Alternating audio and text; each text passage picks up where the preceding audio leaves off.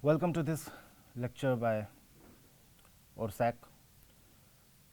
Today we are going to take up the second poem, Oft in the Stilly Night, by the poet Thomas Moore.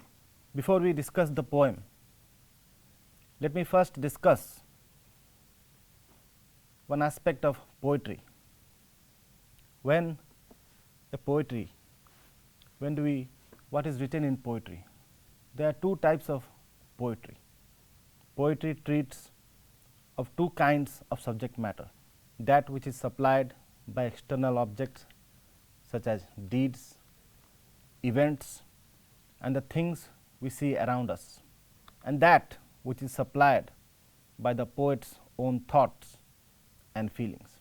That is, in one type of poetry, the subject matter is supplied by external objects such as actions, events, external things, things happening around us, things happening outside of us.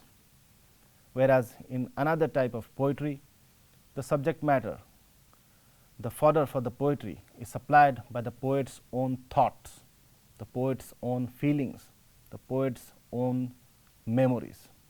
The former type, the first type, is known as objective poetry, whereas the second type can be called subjective poetry.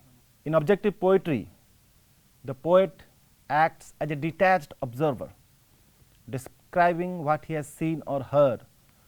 In the other hand, he brings to bear his own reflections upon what he has seen or heard. In objective poetry, he describes what the poet sees and what the poet hears, and brings his or her own reflections upon what he has seen or heard. The same subject matter can be viewed either way. If the poet views it from without confining himself, that is to say, merely to his externals, his treatment is objective. If he views it from within, giving expression, that is to say, to the thoughts and feelings it arouses in his mind, his treatment is subjective. Thus, objective poetry is impersonal, objective, and subjective poetry is personal. In the former, the focus of attention is something that is outward, a praiseworthy act, a thrilling occurrence, a beautiful sight. In the latter, it is the poet himself. Whatever the subject may be, his mind is centered on his own thoughts and feelings. Now, objective poetry is much older than subjective. The primitive people, our ancestors, our primitive ancestors, among whom it developed, who wrote poetry, like the uncivilized races in some parts of the world today, were more interested in what they saw and heard than what they thought. They valued the experiences of their eye and ear more than the experiences of their mind. Deep thinking may even have been irksome to them, considering that their life was simple, composed more of action than of thought. Their poetry therefore dealt with deeds, events, and the things they saw around them, and it called for the little mental efforts from their hearers. At the early stage, man has not acquired a subjective outlook, which is the product of civilization. The epic and the drama are the forms of this objective poetry, in which, as in the ballad, the writer's personality remains in the background. So, in epic, drama, ballad, the writer's personality remains in the background, and what is in the foreground is the external events, the objects described, the sight which is described by the poet. On the other hand, in lyric and elegy, an elegy is a poem in which the poet mourns the death of a near friend or relative. So, in lyric and elegy, two poetic forms which belong to later times, which belong to modern times, represent the subjective variety. Now, this poem, Oft in the Stilly Night, belongs to the second category, the subjective variety. In this poem, the poet expresses his subjective feelings and thoughts, his memories, his loneliness, his thoughts about his friend, how he misses his friends who are no more. So, before we go into the poem, let me first tell you a few things about the author, the poet Thomas Moore. Thomas Moore was born in Dublin. He was an Irish poet, satirist, composer, and political propagandist. He was a close friend of Lord Byron and Percy Bysshe Shelley. Percy Bysshe Shelley and Lord Byron are two other great romantic poets, and Thomas Moore was friend to them. Moore was the son of a Roman Catholic wine merchant. He graduated from Trinity College, Dublin in 1799 and then studied law in London. His major poetic work, Irish Melodies, earned him an income of £500 annually for a quarter of a century. Now, during those time, £500 was a very big amount, and his poetry collection, Irish Melodies, was very popular during his time. This collection of poetry, Irish Melodies, it contained such titles as The Last Rose of Summer and this poem, which we will discuss in this lecture, Oft in the Stilly Night. The Irish Melodies are a group of 130 poems set to the music of Moore and of Sir John Stevenson and performed for London's aristocracy. It aroused sympathy and support for the Irish nationalists, among whom Moore was a popular hero. Now, Moore also wrote another narrative poem. Its name was Lalla Rookh. It was written on Byron's advice, his friend Lord Byron, who was another great romantic poet. On his advice, Thomas Moore wrote this poem, this long narrative poem, Lalla Rookh. This poem has an atmosphere of oriental splendor. It gave Moore a reputation among his contemporaries, rivaling that of Byron and Sir Walter Scott. Now, Sir Walter Scott was another great literary figure, a literary contemporary of Thomas Moore. It was perhaps the most translated poem of its time, and during Moore's time, this was translated a lot. This was translated into many European languages. Thus, it was very popular during Moore's time. Now, of course, it has been forgotten, but when Moore was alive, this poem Lalla Rookh was very popular and it was translated into many languages. And it earned him what was till then the highest price paid by an English publisher for a poem. During his time, it was the highest price that was ever paid by a publisher for a poem, and you will be startled to hear the amount, that is £3,000, and during Moore's time it was a lot of money. Moore's many satirical works such as The Fudge Family in Paris portray the politics and manners of the Regency period. In 1824, Moore became a participant in one of the most celebrated episodes of the Romantic period. He was the recipient of Byron's memoirs, and he and the publisher John Murray burned them, presumably to protect Byron. Now, memoirs is the life stories. When a writer writes about his life, it is known as memoir. And Lord Byron, who wrote his memoir, he handed it over to Thomas Moore. But Thomas Moore and his publisher John Murray, they burned his memoir because Byron's life was very, very scandalous, very, very controversial. And in order to save him, in order to save Byron, Thomas Moore and John Murray, they burned his memoir. Moore later brought out the letters and journals of Lord Byron, in which he included a life of the poet.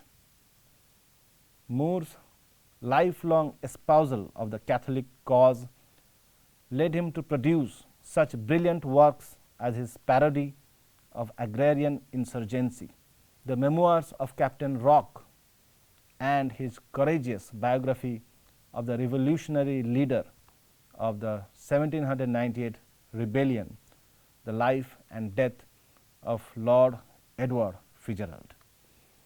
Now, as you know, Thomas More belonged to Ireland, and Ireland was a colony of England, just as India was a colony of Britain, and Britain ruled India for 200 years. India was under the rule of Britain. Britain oppressed the Indians. The British government did not give any rights to Indian people, and Indians were treated as second-rate citizens in their own country. This was the same case in Ireland. In Ireland too, the people were neglected by Great Britain. The people were treated as second-rate citizens, and sometimes the people revolted against the English rule in Ireland. And this 1798 rebellion, which I am talking about, it was part of that rebellion against English rule in Ireland. And many writers like Jonathan Swift, Thomas More, James Joyce, who were Irish, William Butler Yeats, another poet, another Irish poet, they were very much interested, and they were in fact part of this struggle for Irish freedom. And as a part of this, as a contribution to the Irish freedom struggle, Moore wrote this memoir of Captain Rock and his courageous biography of the revolutionary leader of the 1798 rebellion, the life and death of Lord Edward Fitzgerald.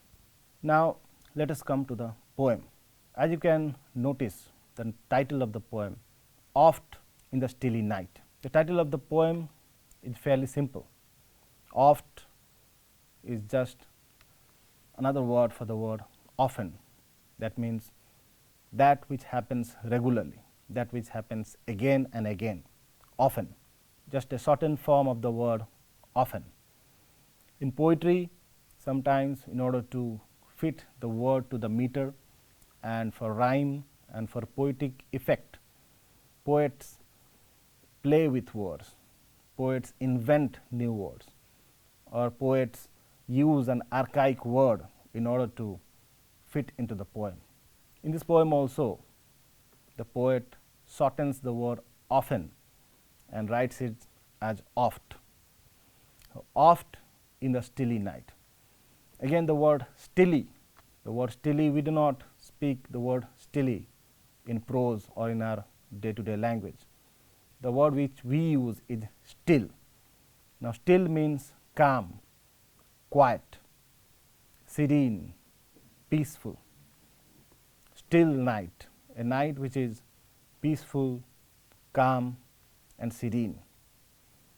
But in order to enhance the poetic effect, to enhance the charm of the poem, the poet uses the word stilly. Now, stilly means still. So, this was the title, Oft in the Stilly Night. Now, it is a sentimental poem. It is a very, very sentimental poem. The poem consists of two 14-line stanzas, almost giving it a feel of a double sonnet. And in these two stanzas, in your textbook, it has been printed as 4 stanzas, but actually the poem consists of 2 stanzas. It is a typographical error, printing error in your textbook. The original poem consists of 2 14-line stanzas, which almost makes it a double sonnet. Now, as I told you, Oft in a Stilly Night is a very sentimental poem. In this poem, the speaker remembers his past memories, the memories which are sometimes sweet and sometimes sad. And every night before he goes to sleep, he remembers these past memories, and after that he goes to sleep.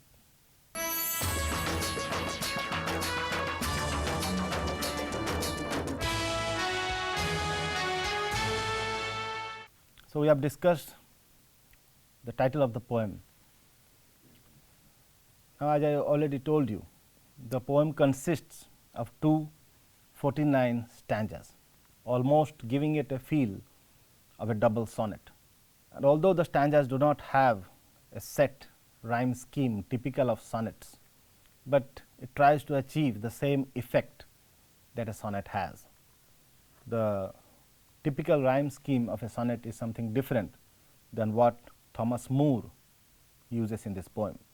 Now, the poem does not follow a regular metrical scheme, but most of the lines are close to iambic trimeter. Now, as you know, meter is very important for a poem. What makes a poem different from prose? It is the meter, the diction, the rhyme scheme, the figures of speech. In this poem, Thomas Moore also uses versification. He does not write in free verse, which nowadays lot of modern poets write. Lot of modern poets, lot of contemporary poets, when they write poems, they don't use meter. They don't set their lines to any set meter. Neither do they use any rhyme. Most of the poets nowadays, they write in what is called free verse or verse libre. But romantic poets and earlier poets, they always wrote their poems in meter, and they used a specific rhyme scheme to enhance the music of their poetry. Now, this poem does not have a rigid metrical scheme, but most of the lines, a majority of the lines of the poem, they are close to iambic trimeter. Now, what is iambic trimeter? An iambic trimeter is a line of poem which consists of 6 feet, and each foot it contains one stressed syllable, one unstressed syllable followed by a stressed syllable.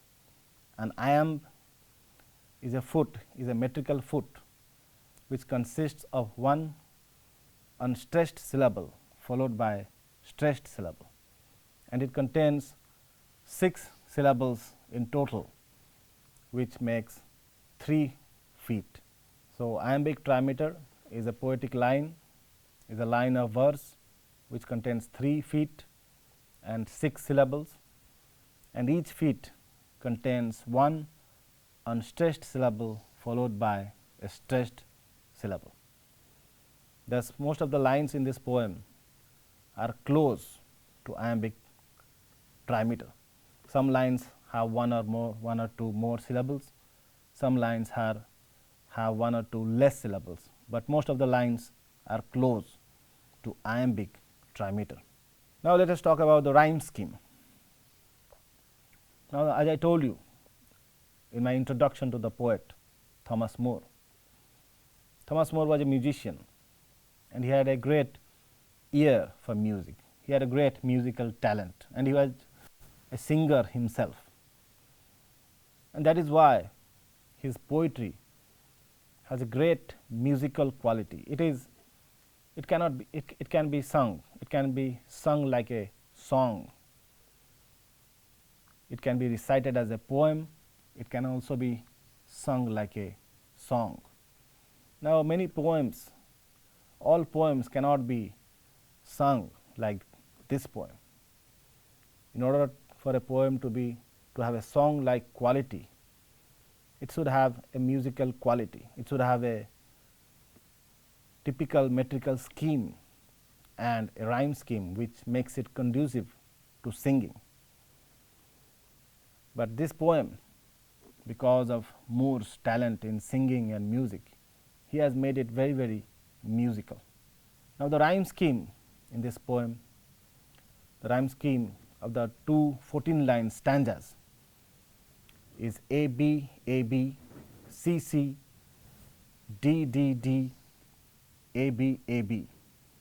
The rhyme scheme of the second stanza is E F, D D, G G G G, A B, A B.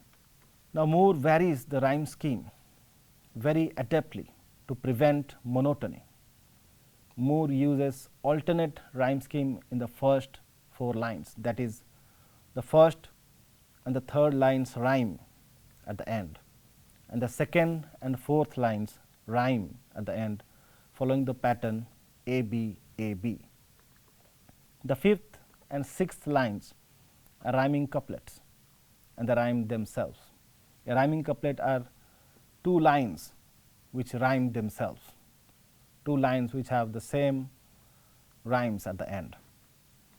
From line 7th to 10th, Moore again varies the rhyme scheme, again to monorhyme, that is, all the 4 lines in the middle, they have the same rhyme. These 4 lines have the same end rhyme. The first 4 lines also function as a refrain and are repeated again at the end of first stanza and at the end of the second stanza. Now, what is a refrain? In a poem or song, a refrain is a line or a group of lines that regularly repeat, usually at the end of a stanza. They repeat at the end of a stanza in a poem or at the end of a verse in a song. And again in the last 4 stanzas, the rhyme scheme again is A B, A B. Now, what is the central idea of this poem? Now, the central idea of this poem is very simple. Memories, memories sweet or sad, always live with us. Our memories, they do not leave us. We do not forget what has happened to us in the past. We forget some things and we remember something. And these memories are sometimes sweet, sometimes they are pleasant, and sometimes they are sad, sometimes they are unpleasant. But we remember them. Our memories stay with us till our death, till our old age, till our death. Even at old age, many people can remember their boyhood years, their childhood days, their youth, their adulthood, their manhood. They can remember their friends. Even at the ripe age, even at the age of 90 and 95, many people, they still remember their childhood. And these memories, they play a very important part in the life of elderly people, because elderly people do not have much things to do. They do not have a lot of things to do. They do not have a lot of goals to achieve. Young people, they have to study, they have to do a job, they have to find a vocation, they have to marry, they have to beget children, they have to start a family. They have a lot of goals, they have a lot of things to do in their life. They have a future. But old people, elderly people, they do not have much to do. Therefore, for the elderly people, these memories play a very important role in their life. Elderly people who have very little to look forward to often recall these friendships, these past incidents. They cherish their fond memories and they remember their unpleasant, sad memories of the past. Whenever the elderly people, they are idle, they are taking rest, or they are lying on the couch or lying on the bed, the past memories, the past incidents, they flash upon their mind. They remember them. Nostalgia haunts them. Now, what is nostalgia? Nostalgia is a sentimentality for the past, being sentimental, being emotional, typically for a period or place with happy personal associations. Nostalgia is a sentimentality for the past, typically for a period or place with happy personal associations. Nostalgia is associated with a yearning for the past, its personalities, possibilities, and events, especially the good old days or warm childhood. So, sometimes when we revisit an old place where we had lived, when we revisit our school where we had studied, when we revisit our college or the playground where we had played during our childhood, we have a strange feeling. We become sentimental, we become very, very emotional. That feeling is called nostalgia. That emotional feeling, that emotional state is called nostalgia. And it happens to every one of us. All of us have nostalgia. Whenever we revisit our school where we had studied during our youth, whenever we revisit our college, our university, our alma mater where we had studied, the playground, the sporting club where we had played cricket or other games, we become nostalgic. We cherish the past memories. We remember how we studied in our school, how we played in the playground, our old friends. That is a very, very unique feeling, and that feeling is called nostalgia. It is told that we are being nostalgic about our past. In scientific literature on nostalgia, it is usually referred regarding the personal life and has mainly studied the effects of nostalgia induced during the studies. Smell and touch are also strong evokers of nostalgia due to the processing of this stimuli in our brain, the emotional seat of the brain. These recollections of one's past are usually important events, people one cares about, and places where one has spent time. So, we have nostalgia not only regarding places, geographical locations, but also regarding people, people we care about, our old friends with whom we would have we would not have in touch for a long time, for 10, 20 years. We would not have seen him, but when we see him again, we feel this sentimentality which is called nostalgia. So, these recollections of one's past, which is known as nostalgia, are usually important events of our past, people we care about, and places where one has spent time. Now, this poem is also about nostalgia, and Thomas Moore canvasses, paints the memories of past and present in this poem. It is one of the finest songs of Moore, with complete adaptation of words to music and music to words, along with the high quality of potential lyrical scheme. Now, before we analyze the poem line by line, let me gloss some difficult words which occur in the poem. First of all, the word oft. Oft is a shortened form of the word often. I have already spoken about it earlier in this lecture. It is a shortened form of the word often.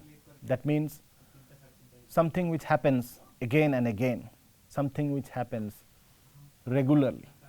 Another word, stilly. Stilly is just a poetic usage of the word still, which means quiet, calm, and peaceful. Now Moore uses another strange word, air. It is spelled E-R-E. It is a old fashioned word. It's a archaic word. It was used before in English, but it is not used anymore. An archaic word is a word which was used earlier in the language but has gone out of use. In modern usage, in our contemporary usage, that word is not used anymore, but it was used in earlier times. 100 years ago or 200 years ago, people used that word, but slowly and slowly that word went out of usage. So, this word air, it is also an old fashioned archaic word, and it means before. Ere slumber chain hath bound me. Hath, H-A-T-H, it is also an archaic spelling of the word had. We use the same word today also, but with a different spelling. The spelling is archaic, whereas the word air, the whole word is archaic. In the case of hath, H-A-T-H, the spelling is archaic.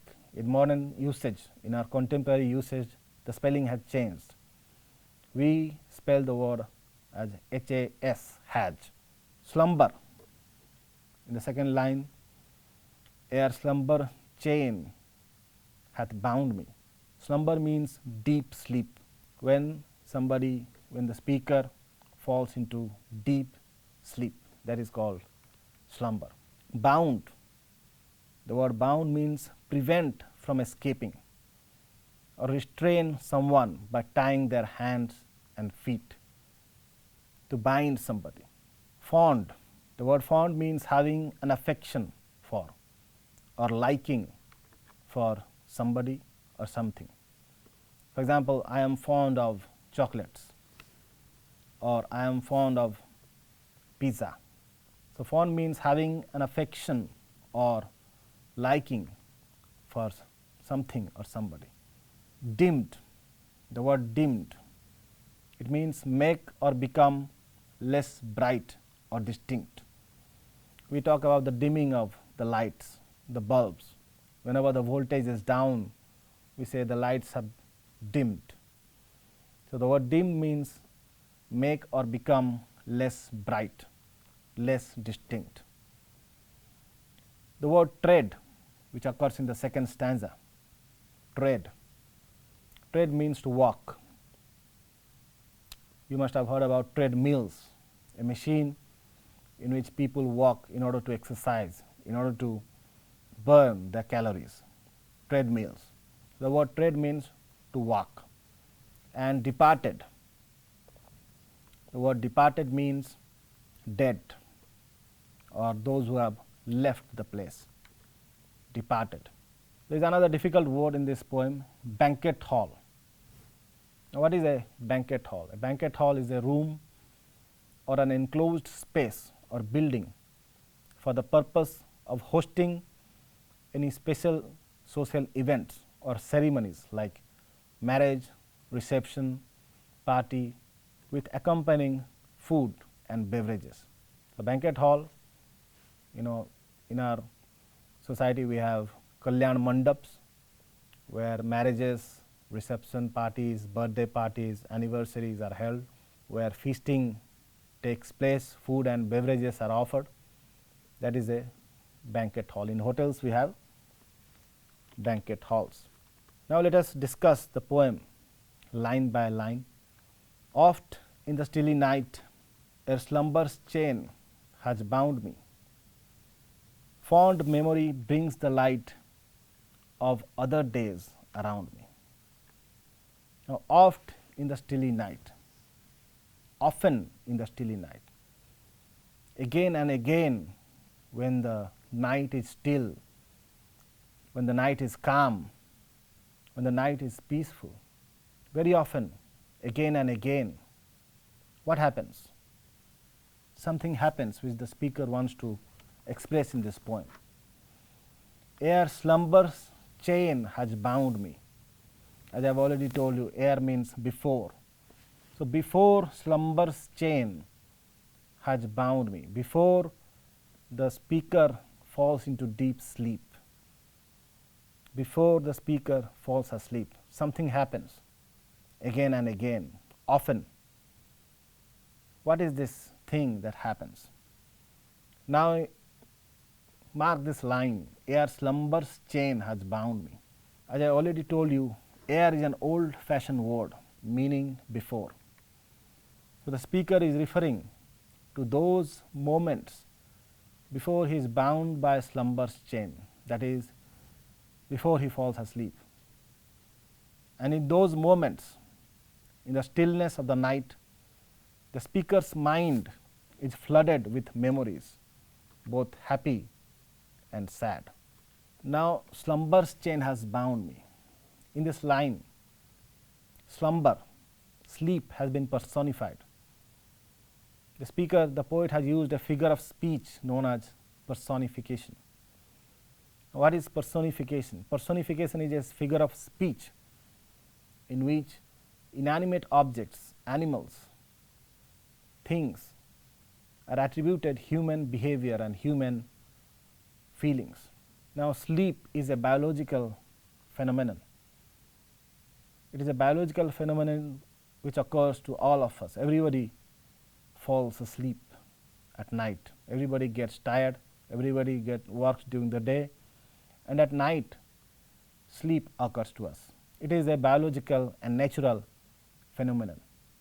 But in this line, the poet has personified sleep. In this line, sleep has been presented as a human figure who comes every night and binds the speaker in chains. It binds the speaker in such a way that he cannot escape anymore, and the speaker gives in. So, this is a very beautiful case of personification. Oft in the stilly night, ere slumber's chain has bound me. Now, what happens when slumber chain binds the speaker? Fond memory brings the light.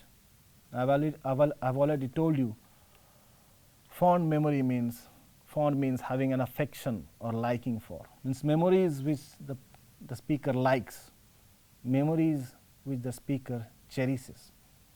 So, oft in the stilly night, ere slumber's chain hath bound me, fond memory brings the light of other days around me. Now, what does the phrase the light of other days mean? The light of other days is very symbolic. It is exemplified by the poet's memory bringing the light of other days. In a sense, memory is shining a light on his past, whereby he remembers the vibrant and active times he enjoyed with family and friends. So, his memory, it throws light. It throws light on his past, and he is able to relive, he is able to see his past, his vibrant and active life he enjoyed with his family and friends, just like a reel before his eyes, just like a video before his eyes. The smiles, the tears, the boyhood years, the words of love then spoken. So, what does he remember? He remembers the smiles, the tears of boyhood years, and the words of love then spoken. His lovers, the people, the women with whom he was in love, the women with whom he had confessed his love, his smiles, the people he played with, the tears of boyhood years, the eyes that shone, now dimmed and gone, the cheerful hearts now broken. And the eyes that shone, he remembers fondly old friends and lovers, the boyhood years that have fallen away and in a sense abandoned him. So, the smiles, the tears of boyhood years, the cheerful hearts now broken, and now those friends are no more. Those friends have passed away. Those friends have been dead, and only the speaker survives. Only the speaker is alive. So the speaker says, "Thus in the stilly night, ere slumber's chain hath bound me, sad memory brings the light of other days around me."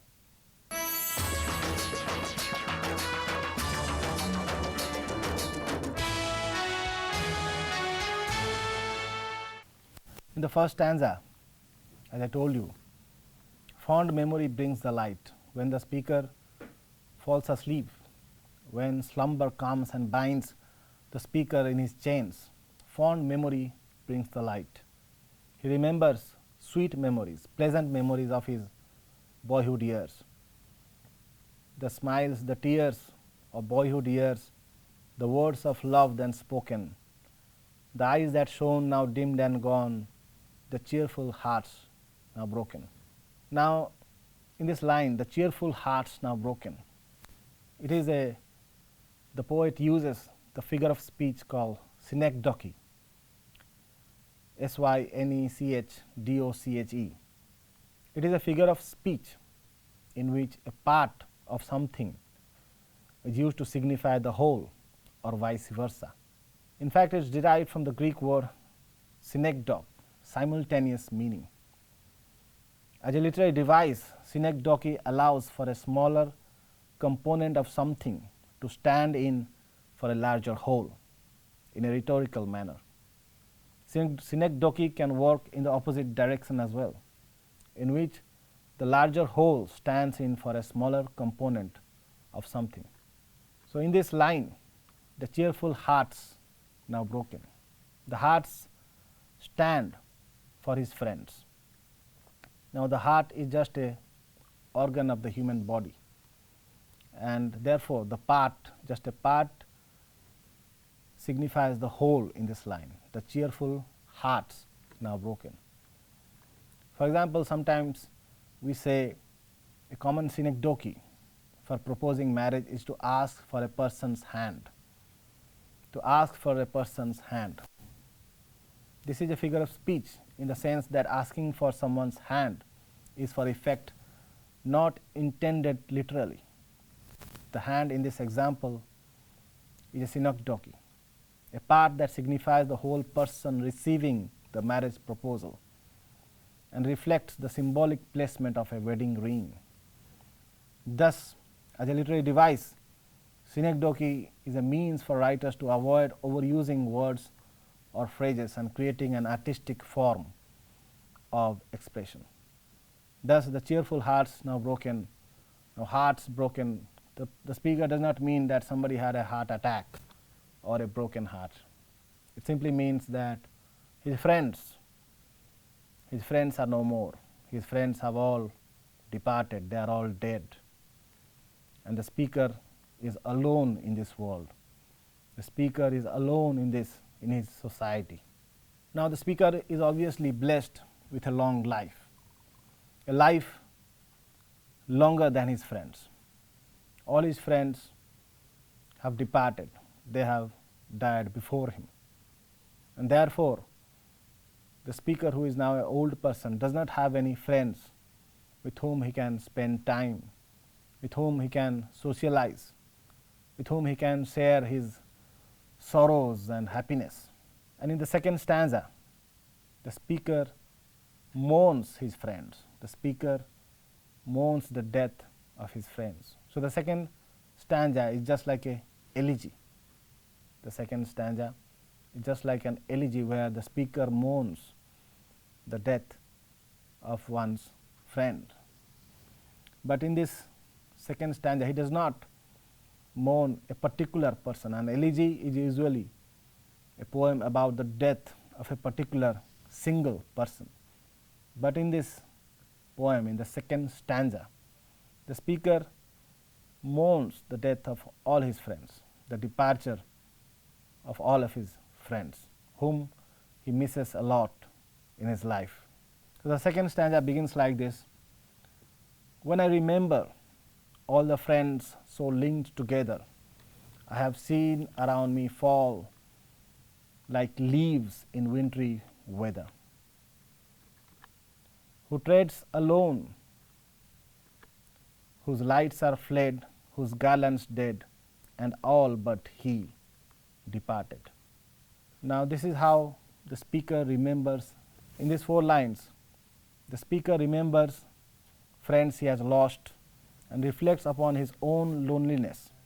Without those friends, the speaker is reflecting on the friends he has who have died. I feel like one who treads alone, some banquet hall deserted. So, the speaker is comparing his existence like one who is walking alone in a banquet hall. Like one in a banquet hall, everybody has left that place. The lights are fled, whose garlands dead, and all but he departed. So, in the second stanza, the speaker compares the departure of his friends to the falling of leaves in winter. As you know, in winter, there are some trees which shed their leaves. One by one, the leaves fall down, and the tree is left with no trees. So, the speaker feels like that, as if his friends departed just like falling of leaves. He compares the departure of his friends to the falling of leaves. It is an example of the figure of speech known as simile, where a poet compares 2 dissimilar objects using the word like or as. So, in this case, the poet compares his friends to leaves who have departed, just like the leaves fall in winter. And now, how does he feel? He feels like one who treads alone. He feels like one who treads alone, some banquet hall deserted. As I told you, a banquet hall is a room where marriage ceremonies, wedding events, birthdays are celebrated. So, the poet feels, the speaker feels that everybody has left the banquet hall and he alone is walking inside the banquet hall. It has become dark. Everybody has left to their homes. The lights have been dimmed. The flowers with which the banquet halls were decorated, they have dried up, and only he himself is standing. He is walking alone. So, the banquet hall is symbolic of the world of the speaker. The world in which the speaker lives is just like a banquet hall in which the lights are fled, the lights have been switched off, the flowers and the garlands with which the banquet halls were decorated, they have dried up, and all but he departed, and everybody has left the banquet hall except the speaker. Imagine how will you feel in such a situation. You would feel very lonely, and this is how the speaker feels after his friends have departed and he alone is alive in this world, and he feels that he is treading alone in a banquet hall. So, thus in the stilly night, ere slumber's chain has bound me, sad memory brings the light of other days around me. And again in the second stanza, the refrain is repeated again at the end of the second stanza. This refrain, the poem begins with this refrain. In the first stanza, the refrain is repeated at the end, and again in the second stanza, this refrain, these 4 lines are repeated. These 3 lines are again repeated at the end of the second stanza. Oft in a stilly night, ere slumber's chain has bound me, sad memory brings the light of other days around me. After the departure of his friends, the poet feels that he is very lonely, and he compares his existence like walking alone, one who treads alone in the banquet hall where everybody has deserted. So, in the second stanza, the poet heavily uses simile and metaphor. Now, simile and metaphor are 2 prominent figures of speech based on similarity or resemblance. A simile is an expression of similarity between 2 persons, subjects or events, while a metaphor is a word transferred from the object to which it properly belongs to another. In the second stanza, the poet uses the word like in order to compare the departure of his friends to the falling of leaves in wintry weather, but to describe his existence, describe his loneliness, he uses metaphor. The banquet hall is a metaphor for the world in which the poet lives, and the poet's existence is like walking alone in the abandoned banquet hall. Thank you.